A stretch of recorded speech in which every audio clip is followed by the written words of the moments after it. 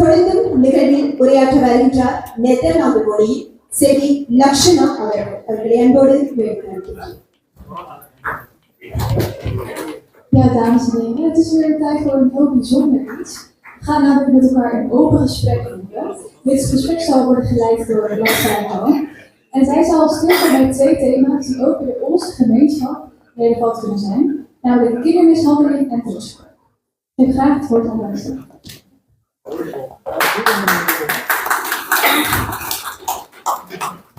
முதலில் நானும் தமிழில் பேசதான் விரும்புகிறேன். என்னுடைய பேர் லஸ்ரா ஜோன். நாங்கள் வந்து ஒரு முக்கியமான விடயம் பேசியிருக்கிறவங்களோட ஒரு பொதுவான கருத்து உங்களிடம் கேட்க வந்திருக்கிறேன். நான் முதலில் மெயினாஸில் கழிச்சிட்டு பிறகு உங்களுக்கு ஒரு சிறிய தமிழ் இது தருவேன். நீங்கள் அதை பற்றி என்ன நினைக்கிறீங்க நீங்கள் சொல்லலாம். Ik ga over naar het Nederlands. Ik wil een paar deskundigen verwelkomen. We gaan vandaag namelijk een best wel moeilijk onderwerp bespreken. Als je goed kijkt, en misschien hebben een aantal van jullie al heel wat onderwerpen voorbij zien komen, in het boek Levenspad 2.0 heeft het ook te maken met kindermishandeling en drugsverslaving. Het zijn 2 onderwerpen die in onze gemeenschap nog wel een taboe zijn om te bespreken. En ik voel me eigenlijk heel erg vereerd om vandaag met jullie dit gesprek aan te gaan. En ik wil even 3 deskundigen naar voren roepen. Ik wil allereerst Halat, apotheker, daarna Mina, psychiatrie en deskundige bij de GGZ-instelling. En misschien dat Premka ook nog aan zou sluiten, dat zou heel fijn zijn. Ja, maar dan gaan we ook leren.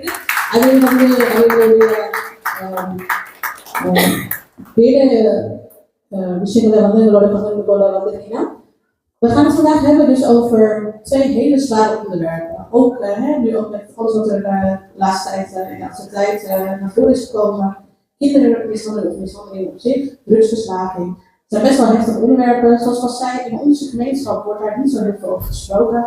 We hebben maar 15 minuten, dus we gaan vandaag niet de diepte in. Maar ik wil toch met jullie gewoon kijken wat jullie ervan vinden. En ook naar het publiek gaan om wat opinies daaruit te halen. En het doel van vandaag is om eigenlijk met jullie aan te gaan dat we de stilte doorbreken en het er met elkaar over hebben. Dus signalen herkennen en het met elkaar kunnen over hebben. Kindermishandeling. Wat vinden jullie van het onderwerp kindermishandeling? Is dat alleen fysiek of is dat ook mentaal? Wat denken jullie daarvan? Ik denk dat daar sowieso een mentale aspect aan zit. Worden die gebruikt zijn vaak krachtiger dan worden die gebruikt door iemand met zijn. Dus het kan dus 2 vormen ook volgens jou hebben. Het is niet alleen fysiek, dus geen alleen blauwe plekken, maar het kan dus ook mentaal zijn, zeg jij. Wat denk jij daarvan? Ja, ik denk ook niet alles wat je wel doet, maar ook als je het niet doet, is ook een stukje verwaarlozing. Je kan een blauwe plek wat geven in het kind, maar bijvoorbeeld te weinig eten of geen aandacht, een stukje verwaarlozing, dat is heel belangrijk. En wat denkt u daarvan? Eten, grotendeels aan onze community. Het is niet zozeer dat we er niet over praten, het is meer dat we er niks over weten. Voornamelijk onze ouders komen uit een land, grotendeels, waar het een heel ander leven is geweest. Heel veel overleven eigenlijk. Het is niet alleen maar omkijken naar je kinderen, want het is een psychologisch aspect wat onze ouders nooit hebben gehad. Daar werd toen alleen maar gekeken, heb je eten, heb je een dak, wat je niet geprobeerd en we gaan niet verder. Dus het is grotendeels kijken naar onze ouders en eigenlijk een manier vinden van wat zien ze niet. En wat hebben ze nodig om te beseffen, oké, mijn kind heeft meer nodig, voornamelijk in de tijd van nu, dan alleen maar eten, een dak en kleding. Kinderen hebben meer liefde nodig, hebben aandacht nodig. Een ouder die meekijkt naar voetbalwedstrijden, meekijkt naar huiswerk. Dat zijn de meest kleinste dingen. Maar het laat een kind zo voelen dat je gezien wordt.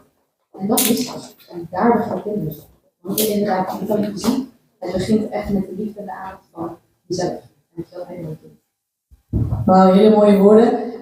இது ஒரு சிறிய சமரியா கொடுக்கலாம் என்று சொன்னா நாங்க வந்து இப்பொழுது நான் ஒரு கேள்வி கேட்டேன் 3 பேருக்கையும் இப்போ வந்து பிள்ளைகள் மீதான வன்கொடுமைன்னு சொல்லலாம் அந்த ஒரு சப்ஜெக்டை பற்றி நாங்கள் இப்போ உங்களோட பொதுவான கருத்தை நத்தவி சுப்பையா வந்து நான் உங்களிடம் அனுப்பியிருக்கிறேன். என்ன கேள்வி நான் இவங்க கேட்டுருந்தேன்னா இப்போ வன்கொடுமை பிள்ளைகளுக்கு மீதான வன்கொடுமை அது வந்து இப்போ வந்து எப்படி சொல்றது மனதாலையும் அவையில தாக்குதல் இருக்குதா இல்லாட்டி இப்போ உடம்பு தாக்குதல் இப்போ நாங்கள் காயங்கள் தாக்குறதா அப்படியான இருக்கிறாரு. இப்போ இவையே 3 பேர் சொன்னது காயங்கள் மட்டும் இல்லை அது வந்து மனதாலையும் தாக்குதலாக இருக்கலாம். நீங்கள் அந்த ஒரு கேள்விக்கு என்ன நினைக்கிறீங்க வந்து நான் இப்போ உங்களிடம் வந்து நத்திரி அவர்களை அனுப்பியிருக்கிறேன். உங்களுக்கு விரும்புகிறவர்கள் வந்து அதை பற்றி நீங்க என்ன நினைக்கிறீங்கன்னா ஒரு சிறிய வார்த்தையில அவங்களுக்கு சொல்லலாம். என்ன நினைக்கிறீங்க இதை பற்றி? அதாவது இப்போதான் நான் சொன்னேன் எங்களோட கம்யூனிட்டியில இதை பற்றி நாங்கள் பெருசாக கலைக்கிறதே இல்லை. ஆனால் நீங்கள் என்ன நினைக்கிறீங்க வந்து ப்ளீஸ் உங்களோட பேரையும் உங்களுக்கு சொல்லணும். நான் ரவீந்திரன் திருஞான சம்பந்தர் ஜெர்மனியிலிருந்து வந்திருக்கிறேன். இது வந்து மிகவும் பேசப்பட வேண்டிய விஷயம். குழந்தைகள் வந்து உடல் ரீதியாக தாக்கப்படுறதை விட மன ரீதியாக தாக்கப்படுறீங்கன்னா, ஆனால் இதுக்கு நான் அந்த மன ரீதியாக தாக்குறது அந்த பெற்றோர்கள்னு சொல்லி நாங்கள் பெற்றோர்கள் ஒரு காலம் சொல்ல மாட்டேன். ஏன்னு சொன்னால் எங்களுடைய சூழல் சமூகம் அடுத்தது நாங்கள் காலகாலமாக கொலனியலைசேஷன் ஆக்கிரமிப்புகள் ஆங்கிலேயர்கள் போர்த்துகீசர் இவங்களுடைய ஆக்கிரமிப்புகளுக்கு நாங்கள் அடக்கப்பட்டிருக்கிறோம். இந்த அடக்குமுறையை நாங்கள் எதிர்க்கிறது வந்து எங்களுடைய தாத்தா பாட்டியெல்லாம் நிச்சயிக்கிறோம். அதுக்கு பிறகு அந்த இதை திருப்பி இன்னொரு ஆளில் திருப்பி போயிட்டு நாங்கள் சின்ன பிள்ளைக்கு போட்டு இங்கே மாடாதில் ஒதுக்கினாங்கன்னு சொல்லி இருந்து செய்தா அது ஓகே அவன் நினைக்கிறான் ஓ அப்படி செய்தா தான் அவனுக்கு பண்புல இருக்கு. அப்ப இதே டெக்னிக் தான் அவன் அந்த கண்ட பிள்ளைக்கு யூஸ் பண்ணுவான். ஸோ நாங்கள் எங்கேயாவது அதை ஸ்டாப் பண்ணணும். இதை நிப்பாட்டினா தான் அது போக கிடைக்கும். அந்த அந்த அந்த கட்டை நாங்கள் எங்க செய்ய போறோம்ன்றது அந்த கேள்வி நல்ல ஒரு விஷயம். இங்கே இருக்காரு. நன்றி. நீங்களும் நன்றி. ஏன்னா நீங்களும் ஒரு முக்கியமான விவரத்தை இப்போ எங்களுக்கு அறிய தந்திருக்கீங்க. என்னன்னா நீங்க நிறைய சொல்றீங்க. நாங்கள் எல்லாம் ஒரு கஷ்டத்துல இருந்து நாங்கள் இங்க வந்திருக்கிறோம். இப்பத்தியாம் பிள்ளைகளுக்கு அது வேற விதத்துல இருக்குது. நாங்கள் வந்து நிறைய கண்டிருக்கிறோம். நிறைய தாக்குதல்களுக்கு இருக்குது. அதை வந்து நாங்கள் வந்து எங்களோட பிள்ளைகள் மீது இல்லாட்டி எங்களை சுத்தி இருக்கிற ஆட்களுக்கு நாங்கள் காட்டுறதை நாங்கள் நிப்பாட்டணும் என்றதை நீங்க சொல்லி வந்துருக்கீங்க. அது ஒரு நல்ல ஒரு விஷயம். உண்மையிலே அது நாங்கள் எல்லாரும் பாராட்டக்கூடிய ஒரு விஷயம். அதுவும் போல் இன்னும் ஒரு கேள்வி எனக்கு அதை நீங்க சொல்ல எனக்கு இருக்குது. நாங்கள் என்னென்ன விஷயங்கள் நாங்கள் செய்யலாம். நான் அதை இதற்கு முதல் கேட்க போறேன். அதுக்கப்புறம் அடுத்த ஒரு ஆளுக்கு நாங்கள் போய்க்கிறோம். எப்படி நாங்கள் இதுக்கு ஒரு முட்டுப்புள்ளி நாங்கள் வைக்கலாம். Ik kom weer in het Nederlands bij jullie. Waarschijnlijk niet alles gehoord, maar een van de dingen wat meneer ook heeft gezegd, en ik ga dit ook eigenlijk beantwoorden. Wij zijn natuurlijk van een gemeenschap nu, als we het over deze generatie hebben, die niet zo heel veel hebben meegemaakt als onze voorouders. Die hebben heel veel trauma's eigenlijk meegemaakt, waardoor ze dat dan soort van doorgeven. En ja, jullie kennen de term beter, maar een soort van cirkel van trauma heb ik begrepen. Nu is de volgende vraag. Hoe kunnen we dit stoppen? Hoe kan je zo'n cirkel doorbreken? Wat zouden jullie als advies meegeven? Of wat denk je, wat wij eigenlijk, we kunnen niet in één dag de hele wereld veranderen, maar het zijn kleine dingen. Volgens mij heb jij al een aantal dingen genoemd. Dus ik wil eigenlijk naar jullie twee vooral gaan. Wat denken jullie dat het nodig is om dit bijvoorbeeld een halt toe te roepen? Ja, bij ons natuurlijk stond dat eigenlijk ook wel een beetje een spuitje. Dat je leert eigenlijk alles van je vader, moeder. Dus van onze opa, oma. En ik denk dat het beste is om eigenlijk een cirkel te doorbreken. Om eigenlijk een beetje mee te gaan in de tijd. En kijken van wat is veranderd. Dus we moeten niet altijd bij het oude blijven. Maar wat had jij altijd verwacht? Of toen jij een kind was, wat wou jij altijd? En geef dat gewoon aan je kinderen mee. Zodat zij wel dat kunnen ervaren. Meegaan met de verandering als ik het zo kan samenvatten. En wat denk jij nu? Ik denk dat het heel belangrijk is om het gesprek blijven aan te gaan. Dus ook er geen schaamte is. Dus wat je met elkaar, en ik merk dat ook weer in mijn eigen oudere generatie. Dus dan niet dezelfde cultuur, maar die hebben zulke erge dingen meegemaakt. Maar er zit ook wel een soort vaste bewustzijn van dit is hoe het altijd gedaan, dus we gaan het eigenlijk doen. En als je dan het gesprek aangaat, dan komen er wel emoties in boven. Mensen aangevallen of schaamte voelt. En ik denk dat het heel belangrijk is om die gesprekken juist te voeren.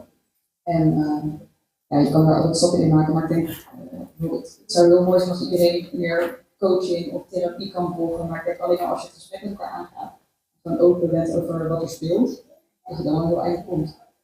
En als ik het dan ook, je hebt meerdere punten eigenlijk aangekaart, maar een van de nieuwe onderwerpen, schaamte. Dat je dat eigenlijk niet moet hebben, maar misschien toch wel even over moet proberen te praten met die waar om je heen. Toch nog even heel kort en krachtig bij jou ook, Pimina, wat denk jij? Wat is nodig? En jij kent onze gemeenschap, jij hebt dingen meegemaakt, of bij anderen waarvan je denkt, dit is, je hebt al een aantal dingen genoemd, maar toch nog even iets om mee te geven. Die zal ik in het kan nog even vertellen, ja? Dat is een beetje goed. Ik weet het allemaal niet wat het is. Nee, ik denk het meest belangrijke, en ik vroeg me toen aan het over dames, luister naar je kind. Je kind zegt eigenlijk al heel veel. Je kind zegt veel in daden voornamelijk. Maar de manier hoe je kind naar je kijkt wanneer je thuis komt, zegt eigenlijk al wat genoeg hoe je kindje bij je voelt. Dus ik denk eigenlijk, doe je oren open en luister, want een kind weet eigenlijk heel goed wat ze nodig hebben. En wij, tenminste mijn ouders voornamelijk ook. Mijn ouders zijn hele liefdevolle ouders, dus altijd ruimte geweest om erover te praten. En dat zorgt ervoor dat we erover kunnen praten. Tuurlijk is er een ego, tuurlijk is er schaamte en pijn. Maar zolang je open staat om te luisteren, en echt te luisteren zonder je eigen dingen mee te nemen, dan hoor je het eigenlijk. Ik wil het wel aanstaan. Heel mooi. நான் இப்போது அவை சொன்னதோட சுருக்கமாக உங்களுக்கு சொல்ல வரேன். இப்பொழுது ஹலாத் சொன்னவா நாங்கள் எல்லாமே இப்பத்தியான ஜெனரேஷன் இப்பத்தியான சூழ்நிலைக்கும் ஏற்ற மாதிரி நாங்களும் நம்மளை கொஞ்சம் மாற்றணும். நாங்கள் அந்த காலத்தில் இருந்தது எல்லாமே இந்த காலத்துக்கு ஒப்பிடாது சில விஷயங்கள் நாங்கள் மாற்றணும். அதே வகையில நீங்க என்ன சொன்னீங்கன்னா நாங்கள் இதை பற்றி கூச்சப்படாம மற்றவர்களோட கதைச்சு பழகணும். அப்பதான் நாங்கள் ஒரு சைலன்ஸை நாங்கள் அதை மீறலாம். அதன் போல் வேலைగా ஒரு முக்கியமான விஷயம் சொன்னது என்னோட சமுதாயத்துல நானும் பார்த்துருக்கேன். நம்ம அப்பாவும் நினைப்பினோம் அவருக்கு எல்லாமே தெரியும். சில பேருங்களை கதைக்க விட மாட்டினோம். ஆனாலும் அவ பெரியமா சொன்னது என்னோட பிள்ளைகளுக்கும் நிறைய விஷயம் தெரியும் இருக்குது. அதே சொல்றதே நீங்க கொஞ்சம் கேட்டு பாருங்க. அதுல கேட்டு பார்த்தாலே சில நல்ல விஷயங்கள் அதுல இருந்து வரும். ஸோ இப்பொழுது நாங்கள் வீட்டில் எனக்கு தெரியும் எல்லாருக்குமே வேலை பிள்ளைகளுக்கு ஸ்கூலுக்கு போய் வரதுக்கே ஒரு கலெக்ட் இருக்கும். அப்படி இருந்தும் ஒரு பிள்ளைகளோட நாங்கள் ஒரு ஃபுட்பால் மேட்சை பார்த்தா இல்லாட்டி அவளுக்கு பிடிச்ச ஒரு சில விஷயங்கள் நாங்களும் பகிர்ந்து செய்ய அது ஒரு பிள்ளைக்கு ஒரு நல்ல ஒரு சந்தோஷத்தை கொடுக்கும் என்று தெரிந்தார்கள் சொன்னாங்க. அதே நேரத்தில் நான் அதை கொஞ்சம் வித்தியாசமா உங்கள்கிட்டையும் கேட்க விரும்புகிறேன். என்னன்னா இப்போ நாங்கள் இப்போ கழிச்சுனாங்க சில விஷயங்கள் நாங்கள் இனி முட்டைப்புள்ளி வைக்கணும் என்று நான் அதே போல நான் இப்போ இன்னும் ஒரு வகையான ஒரு விஷயத்தை பற்றியும் கழிக்க வந்தேன். இப்போ மயக்க மருந்து அடிமையானவர். இப்போ நாங்கள் இப்போ சாக்லேட் நியூஸை பற்றி காய்ச்சினாங்க வன்கொடுமை பிள்ளைகள் ஆனால் சில விஷயங்கள் ரெண்டும் சேரும். இப்போ ஒருத்தர் வன்கொடுமை சின்ன வயசுல பழகினா அந்த வழியை நாங்கள் மறக்கிறதுக்காக கூட நாங்கள் சில போதை வசதிகளை பாவிக்கலாம். அதை நாங்கள் விரும்பி செய்யணும் அப்படின்னா சில விஷயங்கள் அப்படி இருக்குது. அதை பற்றி நீங்க என்ன நினைக்கிறீங்க? சில ஸோ அந்த அடிமையாக ஆகிற விஷயத்தை பற்றி நீங்க என்ன நினைக்கிறீங்க? போதை வசதி மயக்க மருந்து பாவிக்கிறாங்க. அது நான் இப்போ உங்கள்கிட்ட விரும்புகிறேன். ஏன்னா நாங்கள் இந்த ஒரு சேர்க்கை நாங்கள் சொல்லலாம் ஒரு வட்டம். அது மாறி மாறிக்கொண்டே கொண்டே இருக்கும். ஒன்று முடியாட்டி அடுத்தது வரும். பாசர் அவர்கள் நீங்க என்ன அதை பற்றி நினைக்கிறீங்க? என்னுடைய கணிப்புப்படி என்னன்னா நம்முடைய மக்கள் இங்க குழந்தைகள் இந்த இரண்டு கலாச்சாரத்துல கொண்டு விடுறதே ஒரு வன்கொடுமை தான். ஏன்னு கேட்டீங்கன்னா நம்முடைய கலாச்சாரம் நம்முடைய பாரம்பரியம் நம்முடைய ட்ரெடிஷன் எல்லாம் வேற மாதிரி இருக்கும் பொழுது அதை இன்னொரு உதாரணத்துக்கு இங்க ஜெர்மன்லேருந்து இங்க வர ஒரு குழந்தையோ அல்லது போலந்திலிருந்து இங்க வர ஒரு குழந்தையோ அவர்கள் வளரக்கூடிய அல்லது அவர்கள் பெயர்க்கக்கூடிய முறைகளும் வித்தியாசம். ஆனால் நம்முடைய குடும்பங்கள் இருந்து ஒரு குழந்தைய ஒரு பொது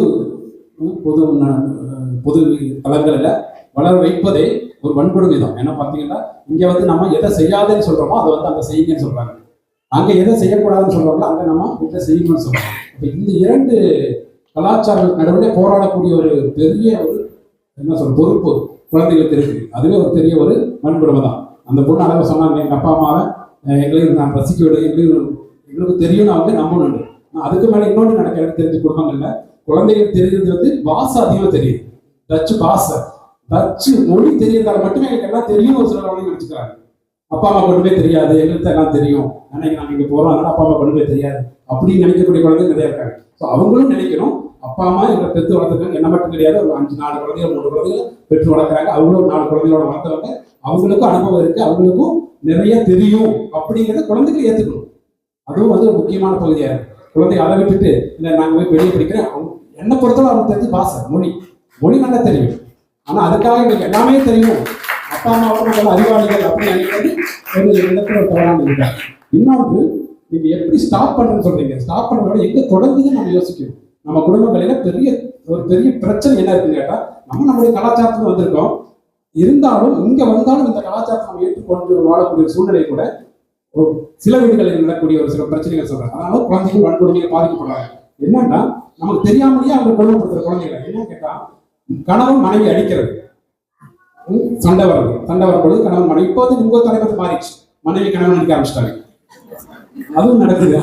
ஏதோ அடிங்கிறது நம்ம தமிழ் சமூகத்துல ஏதோ நடந்துகிட்டு தான் இருக்குது.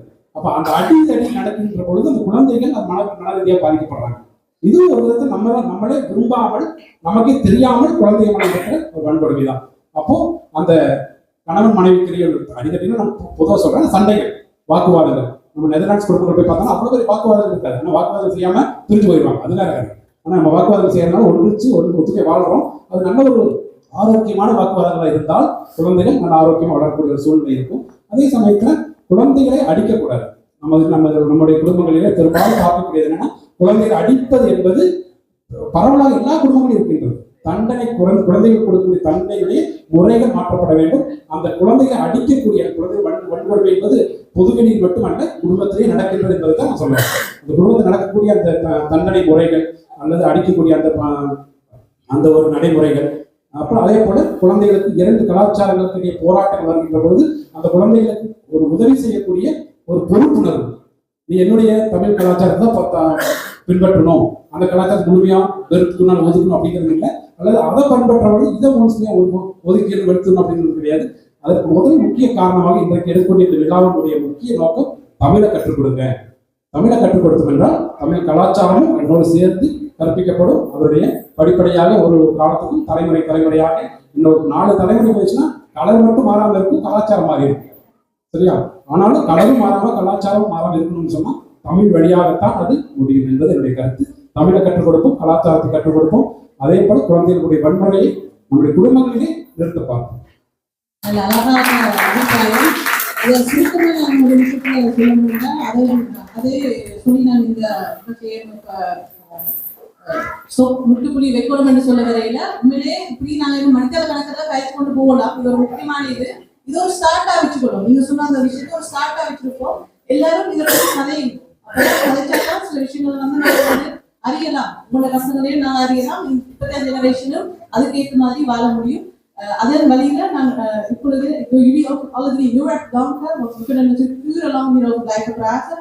Wat net heel kort werd gezegd is, we kunnen natuurlijk heel veel van jullie aanhoren, maar wij hebben ook het een en ander meegemaakt, en dat begrijpen wij natuurlijk ook. Het gesprek moeten we dan natuurlijk daarover aangaan met z'n allen. Maar wat belangrijk voor vandaag ook staat is, wij willen de Tamil tradities ook niet vergeten en de Tamil cultuur ook door blijven geven aan de volgende generaties. Laten we daarover in het gesprek blijven gaan. Van harte een groot applaus voor Halal.